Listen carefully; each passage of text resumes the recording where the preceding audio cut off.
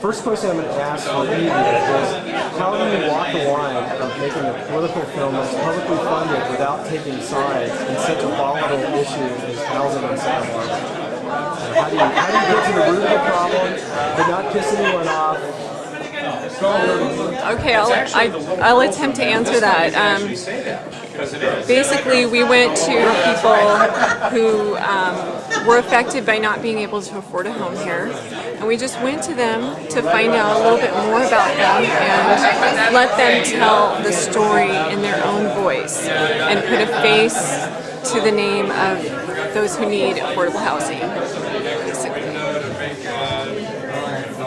I noticed there was She nailed it. For me, I noticed there was no voiceover narrative, which would accord with that. You let people tell their own stories. I presume that was a conscious filmmaking decision not to have voiceover narrative or some kind of narrator telling you what to think. Absolutely.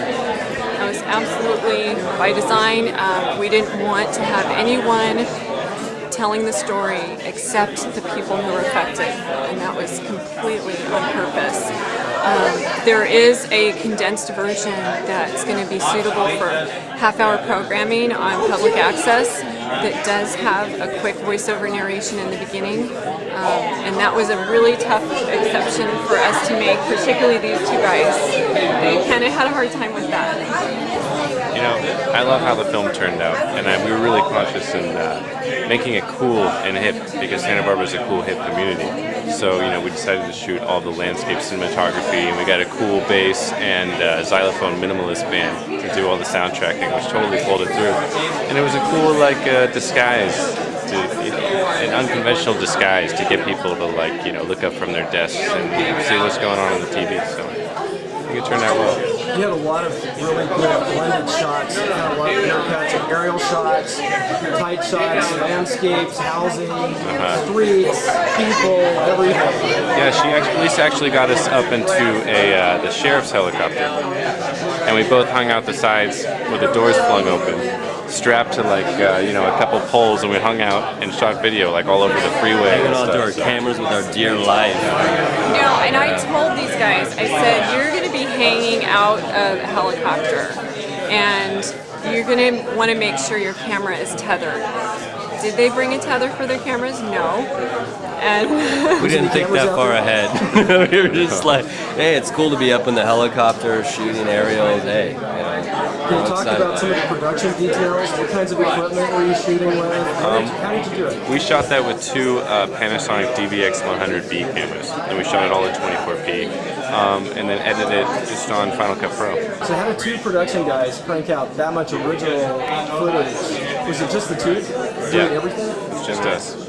And I was driving the car. I just drove and we were around hanging the county. outside the car shooting as she's driving the car. What kind of production schedule are we talking about to make a film like this? You know, we had a few months, but what really pulled it all together was just a great leader. And Lisa made it happen. She had us in line every day, every minute. She had everything scheduled. Without her, this would never have come together. Anything close to this. The fact that these two guys still like me, I think they do anyway, because I was kind of a taskmaster, but I had to be. I mean, I worked for the county. We were pinching pennies. We had to, time is money, literally. So there was one day with the sheriff's detective where we started the day. You saw it was 6 in the morning. We were there at 5:30, and so we took the drive from Ventura up to Santa Barbara, and I said, okay, well, we have several hours until this deputy needs to commute back home. So we went all over the county, got a lot of that footage that day, and ended up back down in Ventura at 6, got home at 7. So it was a long day, and that was just one day of shooting. One of many days. A lot of guerrilla tactics involved, but at the same time, a lot of fun. My boss at the time was Ed Moses, and he's the one who assigned this project to me. And so it was very specifically geared towards critical workforce. And when I say critical workforce, that's the core of any community. And the base is your firefighters, your policemen, your teachers, and your healthcare workers. So that core was the foundation of our film, and we built from there. Very compelling. Since you made that film, and by the way, what dates bracket the making of the film? And has things changed since then in any direction? Wow, yeah. November, is it November? November 05. Yeah. That was our first. That was when we interviewed the Sierra Club policy advisor. So that was our first shoot, and the last one Would was have been like spring 06. spring 06. About Spring or 6 early months, spring. yeah, about 6 months. Yeah. Yeah, I mean, it was several months, and we started this November 05, and here we are January 07, and so it has been a really long process, I think longer than any of us anticipated.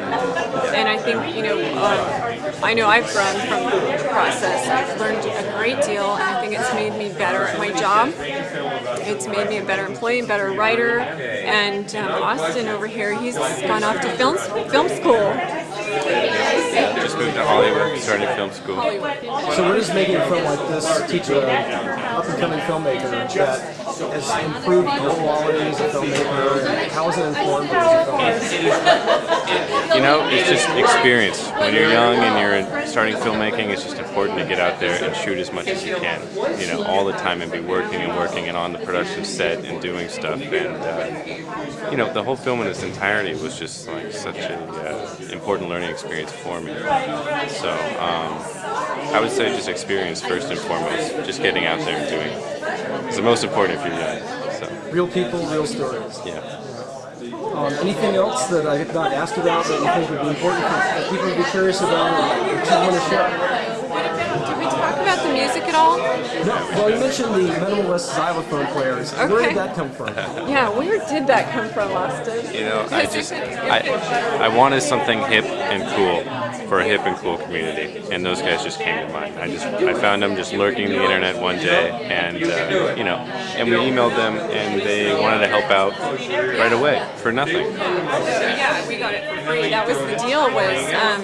These guys said, "Oh, we've got a lot of music that we don't need rights for, and so we won't have to pay anything." I said, "Oh, that's great." And so when they came up with this music, they said, "Oh, you have to go get the rights." And I thought, "Oh, great, we found this music that we're in love with, and what happens if they say no, or if they say, it's going to cost you a whole bunch of money?" So we really lucked out on that, and it was really great that these guys found it, because if it were up to me, we would have been listening to like Guns N' Roses' Paradise City or something ridiculous like that, But That's true. She almost tried to get that. She tried to get that in the film.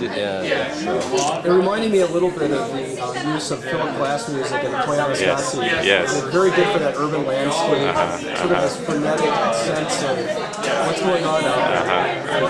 The opening montage that these guys came up with was really key to sort of setting the stage, so to speak, for this film, because we start with looking at Paradise, and then we sort of hone in and take a closer look at, Paradise has these realities, and that's traffic, and so we just sort of drew from, I think while we were doing this, you showed me that other film.